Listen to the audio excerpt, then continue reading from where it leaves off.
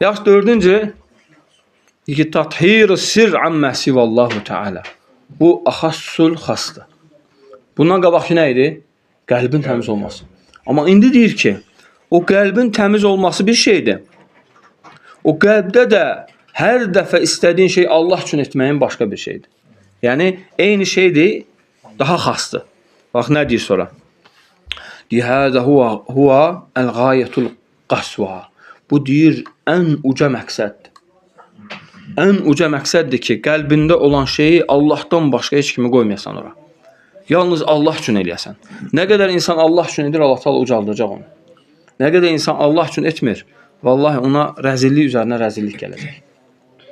Zəlillik üzərinə zəlillik gələcək. Ona görə insan nə edirsə görə Allah üçün etsin, kimsə üçün etməsin. Nə əsə üçün etməsin, vallahi. Bütün işlər Allahın əlindədir. Və in min şeyin illə indahu xəzainu. Elə bir şey yoxdur ki, onun qatında olmasın xəzinələri. Əgər onun qatındasa hər şeyin xəzinəsi, sən başqa insanlarda, başqa yerlərdə axtarsan. Ucalıq Allahdandır. Sonra elm Allahdandır. Ruzi Allahdandır. Pul Allahdandır. Ya, salihlik Allahdandır. Övlad Allahdandır. Hər şey Allahdandır. Ha? Yaxşı miniksən Allahdandır. Allahdan istə verəcək. Vallahi insanlar heç vaxt, əgər bütün insanlar da yığışıb nəsə xeyir vermək Allah yazmasa, mümkün deyil. Ona görə, bax, İbn-i Cavzi rahimehullah gözəl məsələ buyurur. Ona görə sələflər buna daha çox diqqət edərdilər. Ki, özlərinin niyyətləri Allah üçündür, yoxsa yox, bunun üstündə işləyərdilər.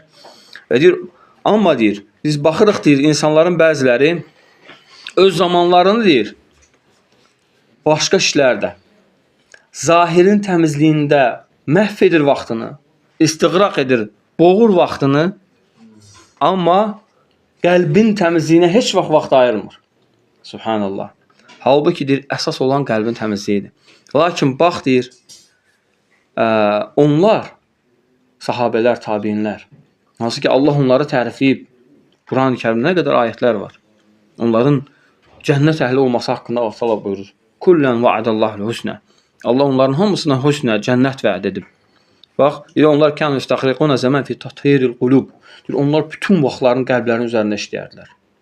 Və sonra bax nə deyir? Və yətəsəhhəvnə fi əmri zahir. Zahirlərinə o qədər çox fikir verməzdilər. Ki, görəsən bu şalvarın qatı düzgün oldu, yoxsa olmadı. Orası belə oldu, qırış düşdü, yoxsa düşmədi. Təbii ki, zahirdə də müsəlman gözəl olmalı. Və siyəbəkə fətahhir. Allah Azə və Cəllə buyurur ki, paltarını təmiz saxla, təmiz giyinmək lazım. Amma insan ancaq fikirləşdiyi şey, ora qırış düşməsin, bura qat düşməsin.